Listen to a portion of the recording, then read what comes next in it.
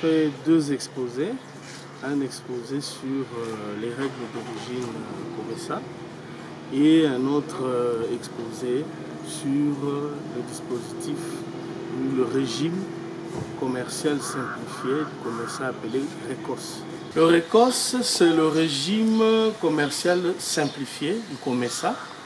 C'est un régime qui a été mis en place au sein du COMESA pour faciliter le commerce auprès des petits commerçants transfrontaliers. C'est une procédure qui se met en place entre deux pays limitrophes membres du COMESA avec comme objectif l'annulation ou l'exonération des droits de douane. Pour bénéficier de cette procédure, il y a des conditions d'éligibilité. Donc le petit commerçant doit être reconnu dans son pays, il doit être ressortissant d'un pays état membre du RECOS. Ces marchandises, pour le Congo par exemple et le Burundi, doivent valoir au moins 500 $. Ce commerçant ne peut passer qu'avec maximum 500 $ de marchandises par jour. Il doit aussi détenir un certificat d'origine provenant du pays d'exportation. Ce pays-là doit être bien sûr un État membre du COMESA qui a signé un accord avec la RDC. Et à ce jour, la RDC a signé un accord commercial avec le Burundi, avec le Rwanda et l'Ouganda. Et il s'est de signaler que l'accord commercial, par exemple, entre la RDC et le Burundi, a prévu pour le RECOS 66 produits qui pourront traverser dans le cadre et bénéficier de ces avantages tarifaires. Le grand message de notre exposé, la DGDA, dans le cadre de l'accord commercial, a exonéré les droits de douane.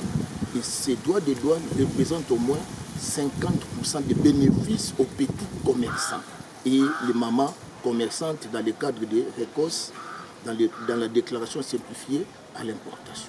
Et les autres taxes comme la TVA et les taxes des services connexes tels que l'OCC, SCAV, PENACHEF, tous ces services-là connexes payent tarifs préférentiels.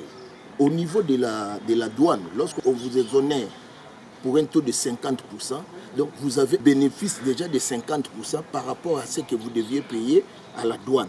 Je donne un cas. À supposer que vous deviez payer 200 $ à la douane, à partir déjà de cet accord commercial, vous ne payez plus 200, vous payez par exemple 100 ou 75 $. Et les 100 là ou les 125 $ que vous avez, c'est pour vous comme bénéfice, vous pouvez bien les gérer pour encore augmenter la marchandise. Nous, d'abord, c'est le contrôle. Et après avoir contrôlé, c'est alors que les éléments sont introduits dans le système pour que ça puisse générer les frais de contrôle. Et en ce qui concerne les produits que les trafiquants vont amener en ce qui concerne les RECOS, nous avons dit que nous n'allons taxer que 1,5% de la valeur fourbe de la marchandise. Et notre mandat, c'est contribuer à protéger les pays contre la propagation internationale des maladies et l'aider à lutter ou à faire face à toute urgence de santé de portée internationale.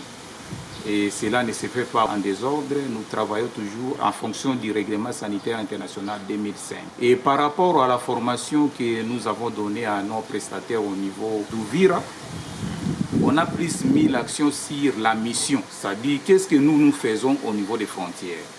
Notre mission, c'est assurer les contrôles sanitaires dans toutes les frontières de la République démocratique du Congo. Et cette mission engendre plusieurs activités. La première activité, c'est les contrôles sanitaires des voyageurs à trafic international.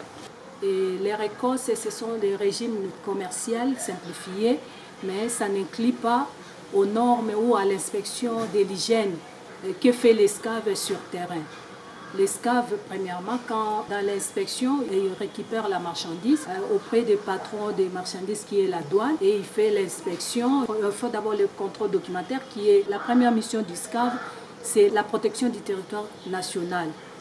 Et nous commençons par l'inspection proprement dit, voir les marchandises physiquement, faire le contrôle et puis après ça va passer par la deuxième mission du SCAF qui est la maximisation des recettes au profit du trésor public. La formation se base sur les procédures de contrôle des animaux et des dérivés des animaux. Pour les procédures, nous avons 4 étapes. Il y a tout d'abord le contrôle documentaire. Deuxièmement, c'est le contrôle de conformité ou d'identité ou identitaire. Troisième étape, c'est le contrôle physique. Et quatrième étape, c'est le contrôle analytique, c'est-à-dire des examens qu'on fait au niveau de labo. Comme vous le savez, entre la douane et le ministère des Transports, nous avons un point commun, la marchandise. Donc la marchandise ne peut pas quitter là où ça vient sans subir un déplacement.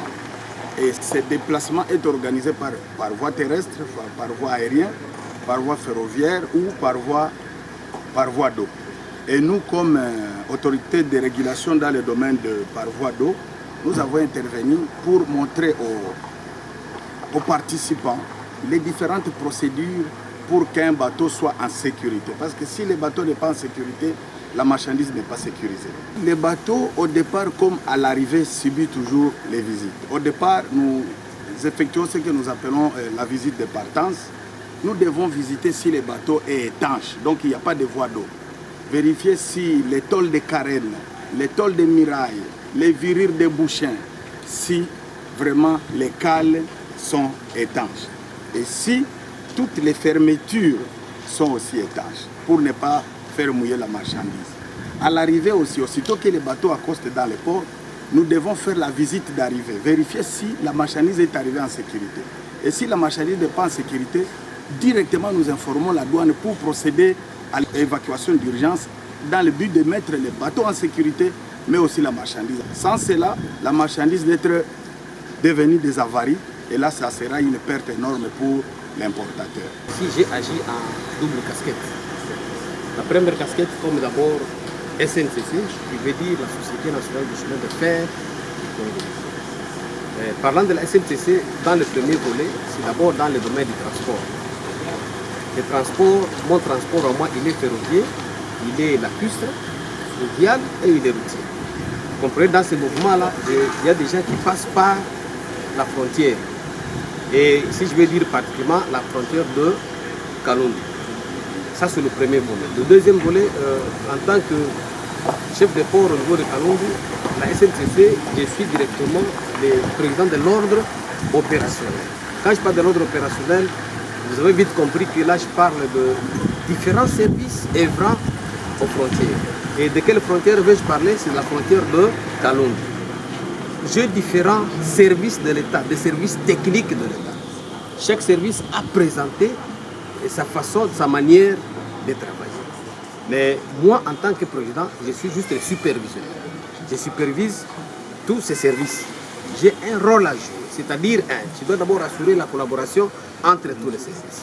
Non seulement la collaboration, mais je dois aussi tout chercher par tous les moyens, parce que je suis le concessionnaire de l'entité. Je peux faciliter que chaque service puisse fonctionner normalement dans cette entité-là.